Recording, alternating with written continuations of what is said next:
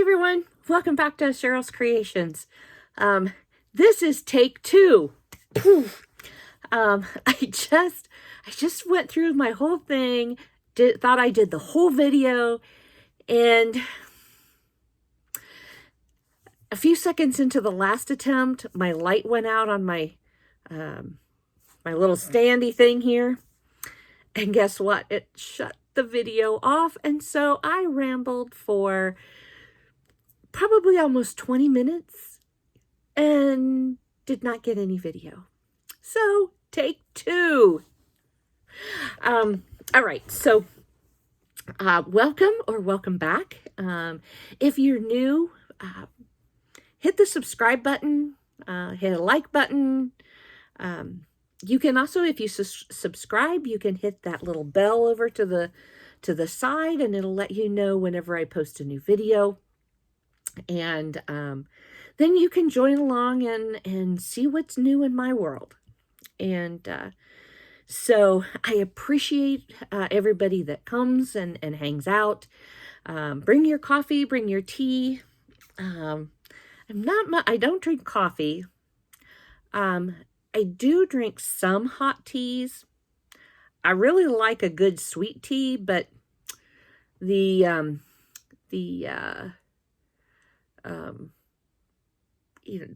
doctor and the whole diabetes, the type 2 diabetes things, he says that just doesn't go very well, but it's okay.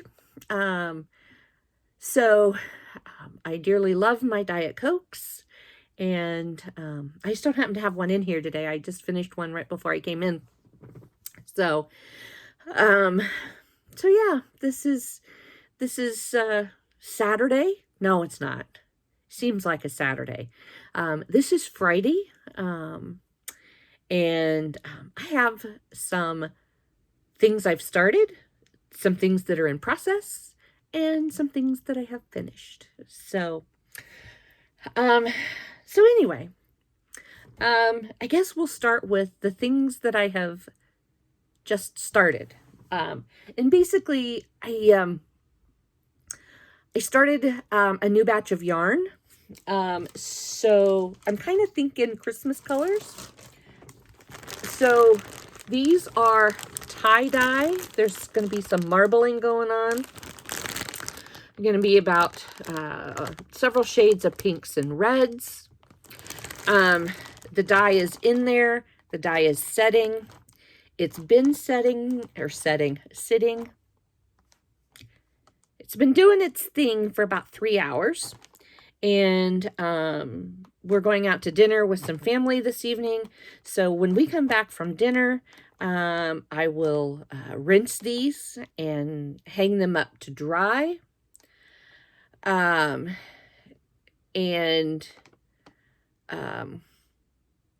get them ready for some projects.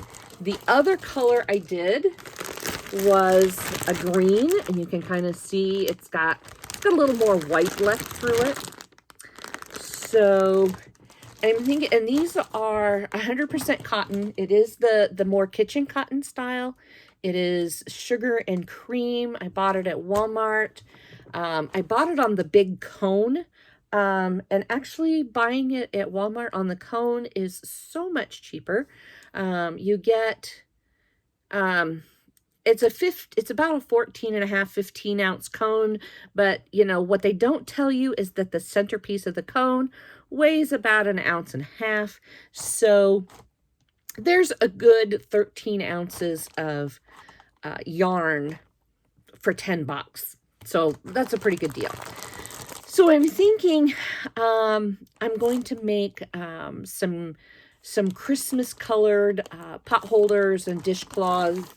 I should be able to get, several out of all of that. I have a craft fair in the middle of November, and one of the things they ask their vendors is to bring a basket that they can raffle off.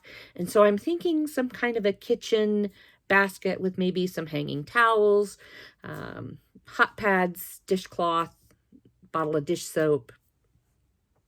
I'll find some cutie things to put in with it. So that's what's, I think I'm gonna use all of that for. So, um, so yeah, so the things that are in progress, in progress. I have two things. One, I almost generally always have going. I almost always have an Afghan or a blanket. Not necessarily a shawl unless it's one that I don't have to worry about how I count. I almost always have one going because sometimes you just need those mindless projects where you don't have to think, you don't have to necessarily count, that it's one of those routine things as a stress reducer. And so this is what I've been working on for that. It's a blanket. It is, I'll put it up there so you can kind of see, it is in the waffle stitch. This is about a skein and a half, maybe a little more, of the Super Saver ombre yarn in the color Scuba. Okay. I do have one more skein, and so we'll see how big it gets, and that'll tell me how, when I run out of yarn, it'll be done, and then I'll start another one. So, so yeah, I mean, this is you can get these at Joann's. You can get them at Walmart. I'm not sure about all the other places. I know you can order them offline. It is a 4-weight. I don't remember how many yards are on here. I know it's on here. Oh, it's 10 ounces, 283 grams, 482 yards. So, 440 meters. Okay. The standard, they have these in lots of colors. In fact, I have some, if I can get my finger to go the right direction. Right in there, there's some peach. Somewhere I have I got some pink, and I think I might even have a green or two. So I do have some of that.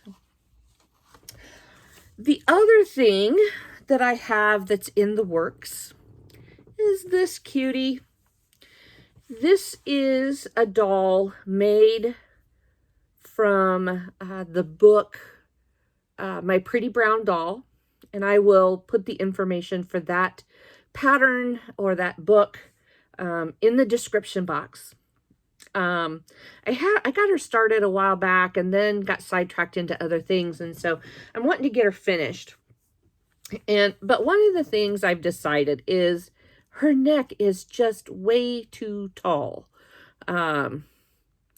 So in the pattern, it said, you know, you get to the base of the head and to do like 2 rows of single stitches. And then you got to the base of the neck, and then you did 2 rows, and then you connected them. Well, I think I'm going to take her apart and take out probably 2 rows and then put her head back on. I think that will give her the right proportion. So I don't know if anybody else's little brown doll turned out like this, but mine did, but I can fix it. So I'm going to do that. The other change that I did make, this pattern talks about using a dowel rod, so a round wooden dowel from the head to the body to give the head some sturdiness. And that just scares me. When you have a doll, whether you give it away, whether you sell it, however it ends up in the next set of hands, you don't know how big or how little that person is. And, if it's a little person and they run with that doll and they fall on it, it really scares me that a rigid dowel rod would poke through or break. And and I know people use them, and I know they do that, and that's it's an option. But for me, you know, maybe it's because my grandkids are just now getting out of the little stages. They're my youngest grandchild is now 6, and so I still think about some of that stuff. So what I did is I went searching for something else to use, because I can't get stuffing stiff enough to really hold a good head.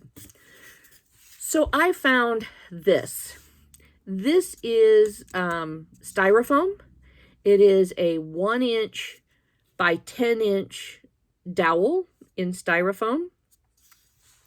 And it fit perfectly. Now, if you have a doll pattern with a thinner neck, then I'll have to come up with something different. But this doll pattern with this size of neck is perfect. It just fits right in there. Now, she does not have all 10 inches. I think I cut off maybe, I don't know, 3.5 inches. So I got these off of Amazon. They really weren't that expensive. They're lightweight. They can still wash the doll. I will put information about these dowels in the description also. So yeah, that's what I use in there. So she is a work in progress. All she really needs is the neck job, you know, fixing the neck, and then she just needs clothing and she will be done. So hopefully my next video of finished objects, she'll be done. Okay.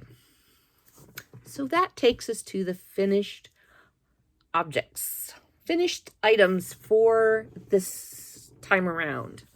And I actually have 2. This first one is a unicorn. Isn't she cute?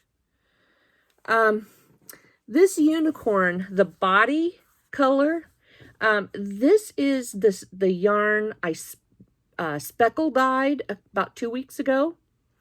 Maybe a little more than 2 weeks ago, but I think I did it about 2 weeks ago. You know, was one of the first yarns that I did, with really trying to figure out some processes.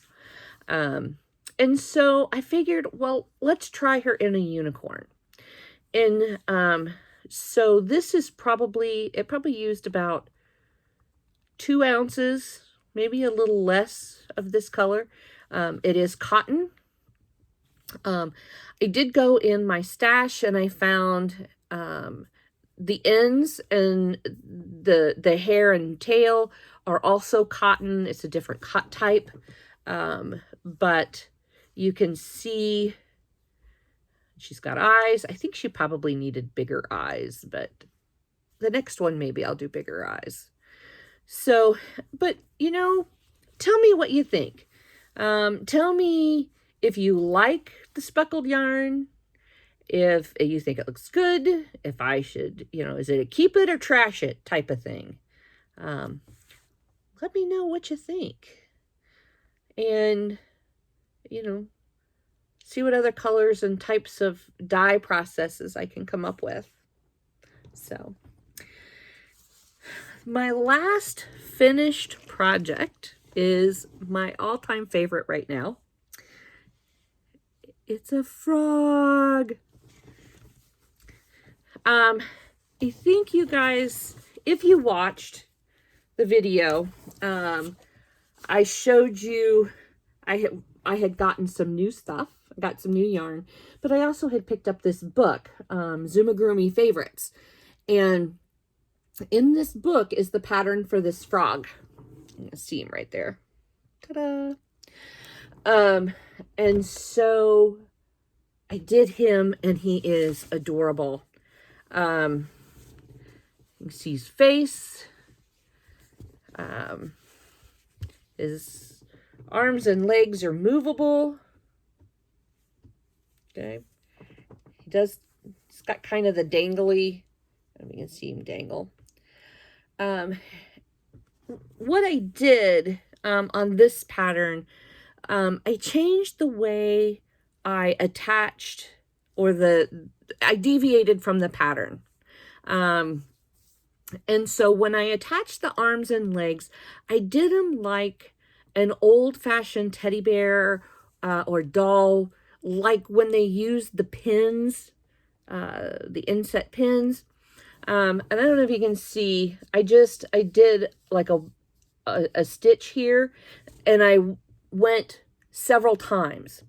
And so it's on there good, and it ain't gonna, it ain't. It is not going to come off. But a lot of people may, sometimes if you look at things, they may put buttons on these to look like it's attached with a button. But again, I was not sure about the buttons. I didn't want them to break. I didn't want them to come off. I don't want them to be a choking hazard. So I just did the stitches, and I did the arm and the leg the same way, which gives him mobility and movement. Now, if I was to do this, if I was to do a sale and I had 4 of these sitting up there, maybe 1 or 2 I would take some wire and put in to make them posable, which they wouldn't be geared for little kids, but I think it would also be cute for them to be posable and be able to, strike some poses. He does sit well. He sits by himself. I can see him up, put his hands. I just think he's so adorable. Absolutely adorable. So anyway, that's my projects for this week. I'm hoping that next week is as productive. I go back to work. Fall break is over. Boo. Breaks are just never long enough, right? But I'll continue on. I'll see what I can come up with. Leave me feedback. I'm still a new kid on the block at doing these videos. I'm figuring it out as I go.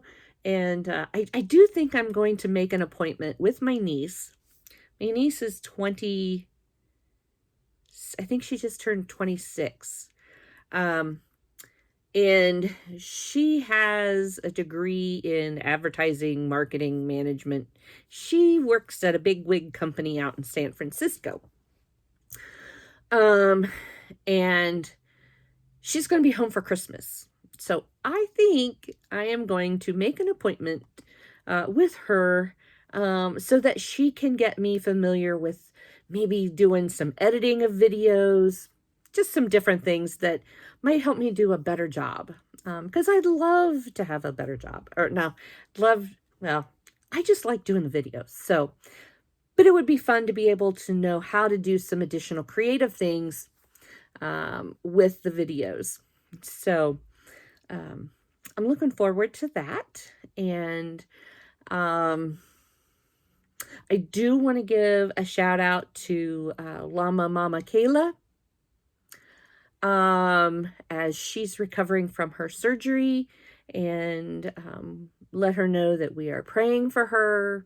We're praying for great healing, and that she will be back crocheting very soon.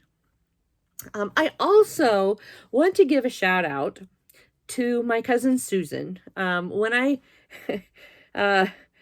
Sometimes I take these videos and I link them to my Facebook, and she'll watch them. And she sent me a message the other day that says, she likes to watch my videos because it makes her feel like we're having a visit, and we don't get to visit very often. She lives a little over an hour from here. So shout out to Susan. Hope you enjoyed our chit chat today. So anyway, subscribe, like, share. I hope you enjoy. I hope you have a fabulous weekend, and crochet away. See ya.